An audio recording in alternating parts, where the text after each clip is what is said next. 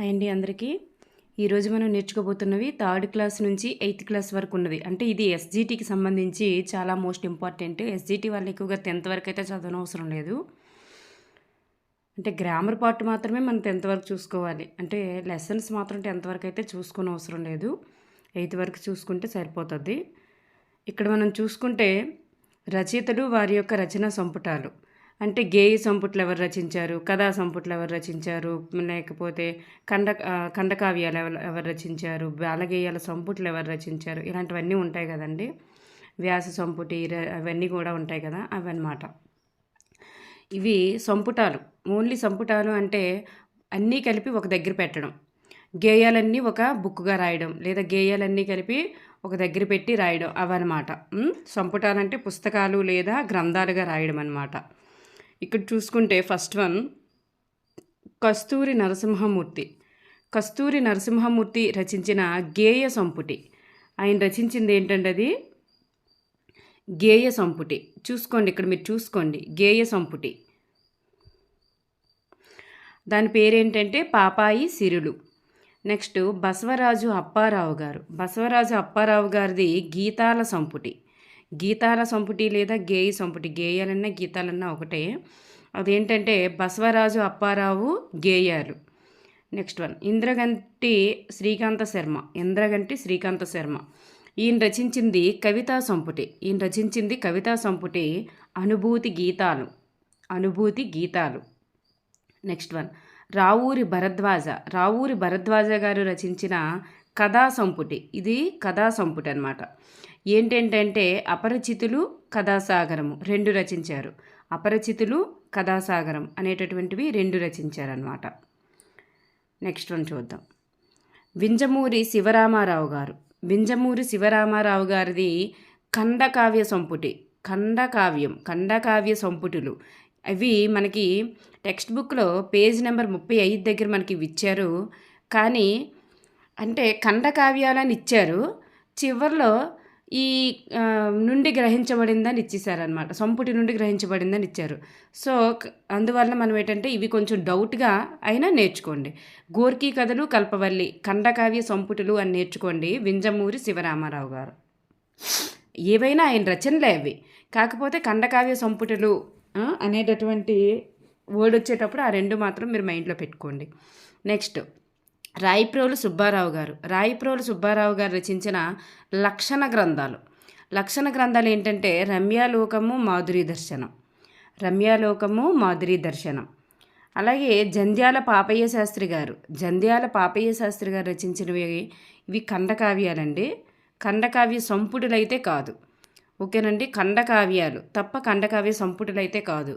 Next ఈయన పిల్లల కోసం ఒక శతకం రచించారు, అది తెలుగు బాల శతకం. నెక్స్ట్ వన్ ఇది బోయి భీమన్న కూడా ఖండకావ్యాలు రచించారు. ఏంటంటే గుడిసెలు కాలిపోతున్నాయి, మధుగీత అనేటటువంటివి ఖండకావ్యాలు అనమాట. అవి ఖండకావ్య సంపుటులు అయితే కాదు. నెక్స్ట్ వన్ ఇటు చూడండి. గిడుగు వెంకట రామమూర్తి గారు ఇంగ్లీష్ టు సవర నుంచి ఇంగ్లీష్ నిఘంటువు రచించారు. సవర ఇంగ్లీష్ నిఘంటువు రచించారు. ఇది కూడా ఒక పుస్తకమే కదా. సవర ఇంగ్లీష్ నిఘంటువు రచించారు. మరియు ఈయన గురించి చూస్తే సవర పాటలు, కథలతో కూడినటువంటి సవర వాచకం అన్నమాట.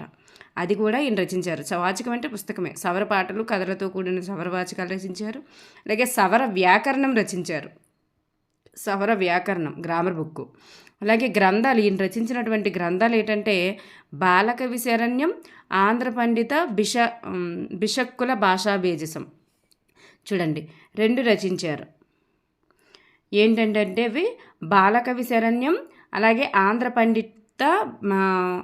పండిత బిషక్కుల భాషాబేజసం.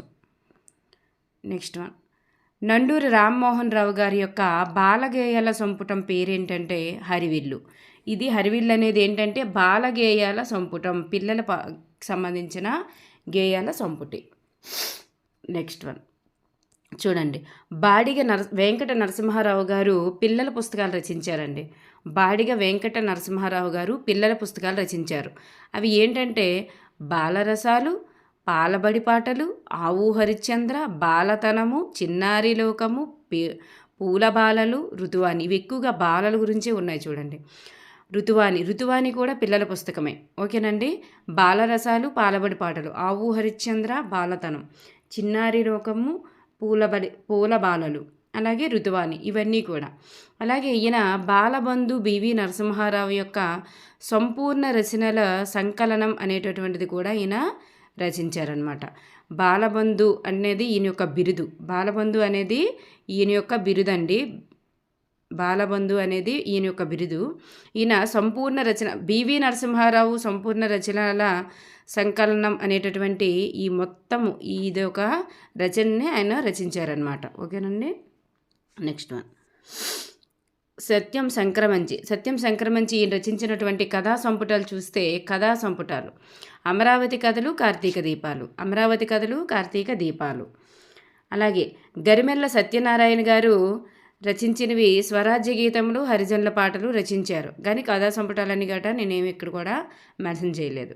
నెక్స్ట్ చిలుకూరి దేవపుత్ర ఈయన రచించినటువంటి కథా సంపుటాలు ఏంటంటే కథా సంపుటాలు ఏదది ఏకాకి నౌక చప్పుడు, అలాగే చివరి మనుషులు, బందీ, వంకర టింకర, 6 గ్లాసులు, మొత్తం 5 రచనలు రచించారు.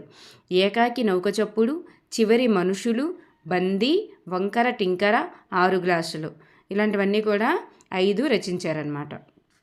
నెక్స్ట్ వన్ గుడిపాటి వెంకటచలం ఈయన రచించినటువంటి పుస్తకం పేరేంటంటే బిడ్డల పుస్తకం అనేటటువంటిది రచించారు గుడిపాటి వెంకటచలం. ఓకేనండి. నెక్స్ట్ వన్ రావూరి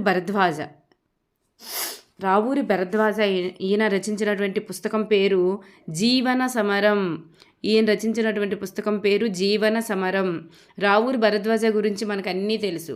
ఏంటి ఆయన రచించిన నవలలు ఏంటి, ఆయన రచించినవే పిల్లల పుస్తకాలు ఏంటి, అవన్నీ మనకు తెలుసు.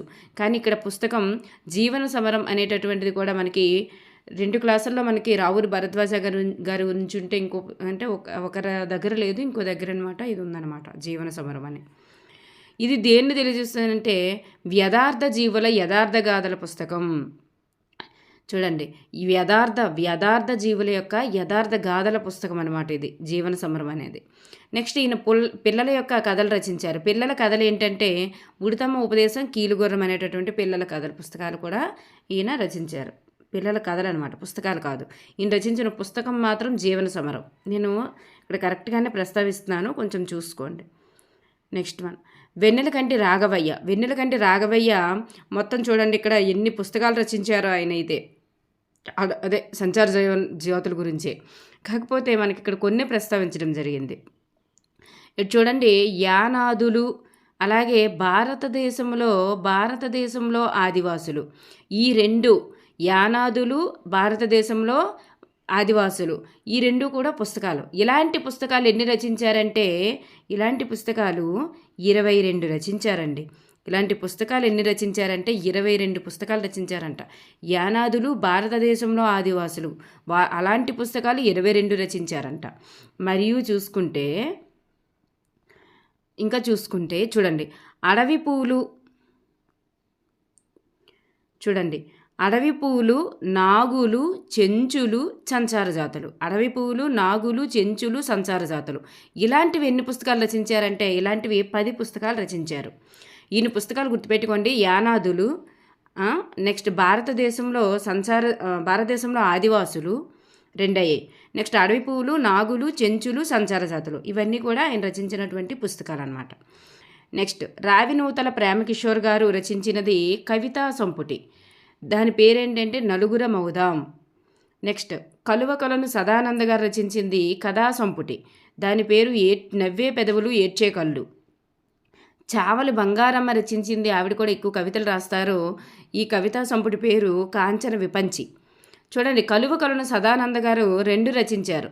నవ్వే పెదవులు ఏడ్చే కళ్ళుతో పాటు మాయా కంబలి పాఠం పేరుతోనే ఇంకొక కథా సంపుటి రచించారు. మనకు అక్కడ కథా సంపుటి దగ్గర ఇవ్వలేదు, కానీ మనకు చివరిలో ఇచ్చారు మాయా కంబలి అనే కథా సంపుటి నుండి తీసుకోబడింది అని. అందువల్ల ఆయన రచించిన కథా సంపుటాలు చూసుకుంటే నవ్వే పెదవులు ఏడ్చే కళ్ళు, అదేవిధంగా మాయా కంబలి కూడా ఆయన యొక్క కథా సంపుటి. నెక్స్ట్ వన్ బోనం నాగభూషణం రచించిన కథా సంపుటి పేరు కొత్త గాలి. Next one next one Rallapalli Anantakrishna Sharma. Rallapalli Anantakrishna Sharma రచించింది పాటల సంకలనం. ఎన్ని పాటలు ఉన్నాయంటే అది 700 సుందరగాథలు 700 సుందరగాథలకు సంబంధించిన పాటల సంకలనం. ఏంటంటే అది శ్రీ శాలివాహన గాథా సప్తసతి. శ్రీ శాలివాహన గాథా సప్తసతి ఇది ఒక అనువాద రచన. దేని నుండి తీసుకుని అనువాదం చేశారంటే హాలుని యొక్క గాథా సప్తసతి నుంచి ఆయన శ్రీశాలివాహన గాథా సప్తసతి అని పేరు మార్చుకొని అనువదించారు. ఇందులో ఎన్ని ఉన్నాయంటే 700 సుందర గాథలు అనేవి ఉన్నాయి. ఇది ఒక పాటల సంకలనం. నెక్స్ట్ వన్ చూడండి, కొండెపూడి లక్ష్మీనారాయణ రచించినటువంటి గేయ సంపుటి. గేయ సంపుటాలు 2 ఉన్నాయి. ఏంటది? స్మృతులు గేయాలు ఒకటి, స్మృతులు గేయాలు ఒకటి, అలాగే పాడరా ఓ తెలుగువాడ. పాడరా ఓ తెలుగువాడ, స్మృతులు గేయాలు, మరియు అదేవిధంగా పాడరా ఓ తెలుగువాడ అనేటటువంటివి 2 రచించారనమాట. నెక్స్ట్ వన్ చూద్దాం. పవని నిర్మల ప్రభావతి గారు. పవని నిర్మల ప్రభావతి గారు ఎన్ని రచించారంటే 7 కథా సంపుటాలు రచించారంట. కానీ మనకి ఇక్కడ ఎన్ని ఇచ్చారంటే 4 మాత్రమే ఇవ్వడం జరిగింది. ఆవిడ 7 రచించినప్పటికీ కూడా మనకి ఎన్ని ఇచ్చారంటే 4 మాత్రమే ఇవ్వడం జరిగింది. ఏంటేంటి? అనాథ, ఎదలో ముళ్ళు, అనాథ 1, నెక్స్ట్ ఎదలో ముళ్ళు, నెక్స్ట్ స్త్రీ, నెక్స్ట్ నాగరికత నవ్వుతోంది. అనాథ, ఎదలో ముళ్ళు, స్త్రీ, నాగరికత నవ్వుతోంది అనేటటువంటివి ఆవిడ యొక్క కథా సంపుటాలు. Next one Bulusu Venkataramanaiah. బులుసు వెంకటరమణయ్య రచించింది కథా సంపుటమే. ఈయన రచించిన కథా సంపుటం పేరు 16 రాత్రులు. 16 రాత్రులు. అలాగే సింగమనేని నారాయణ. సింగమనేని నారాయణ రచించినవి కూడా కథా సంపుటే. అవి ఏంటి అంటే ఇక్కడ 4 ఉన్నాయి చూడండి. అనంతము, సీమ కథలు, జూదము, సింగమనేని కథలు. అనంతము అనేది శ్రీశ్రీ గారి యొక్క స్వీయ చరిత్ర. అనంతం అనగానే మీరు శ్రీశ్రీ అని మాత్రం పెట్టేయొద్దు. అనంతం అనేటటువంటి కథా సంపుటి రచించింది మాత్రం సింగమనేని నారాయణ. అనంతం అనేటటువంటి స్వీయ చరిత్ర ఎవరిది అంటే శ్రీశ్రీ గారిది. అది స్వీయ చరిత్ర, ఇది కథల సంపుటి. ఓకేనండి. నెక్స్ట్ సీమ కథలు, నెక్స్ట్ జూదము, నెక్స్ట్ సింగమనేని కథలు. ఇవి ఈయన రచించినటువంటి కథల సంపుటాలు. నెక్స్ట్ ఖాజా హుస్సేన్ రచించినది వచన కవితా సంపుటంట. వచన కవితా సంపుటి. దాని పేరే గాలి రంగు. నెక్స్ట్ పైడి తెరేష్ బాబు గజల్ ప్రక్రియ అన్నమాట. ఆయన గజల్ ప్రక్రియ గురించి కూడా పాఠం వెనక్కి ఇవ్వడం జరిగింది. ఆయన రచించినటువంటి గజల్ సంపుటి అల్పపీడనం. మనకి ఇస్తారు అల్పపీడనం అని ఇస్తారు, కిందన అది ఒక కథా సంపుట, వ్యాస సంపుట అలా ఇస్తారనమాట. మనకి ఈ 2 కూడా ముఖ్యంగా చూసుకోండి. వచన కవితా సంపుటాన్ని స్పెషల్గా ఇచ్చారు, ఇది ఒక గజల్ సంపుట అని ఇచ్చారు, అల్పపీడనం. నెక్స్ట్ చాటువుల సంకలనం రచించింది ఎవరంటే వేటూరి ప్రభాకర శాస్త్రి. ఇది కథా సంపుటి కాదు, వచన సంపుటి కాదు, ఇది కాదు. చూడండి, చాటువుల సంకలనం ఏంటంటే చాటు పద్య మణిమంజరి అని చెప్పేసి వివిధ రకాల రచయితలు రచించినటువంటి, కవులు రచించినటువంటి చాటువులన్నీ తీసుకొని ఆయన ఒక దగ్గర చేర్చేసి చాటు పద్య మణిమంజరి అని రచించారనమాట. నెక్స్ట్ సివి సుబ్బన్న ఒక గొప్ప గ్రంథాన్ని రచించారు. అది ఏంటంటే సివి సుబ్బన్న ఒక మంచి శతావధాని.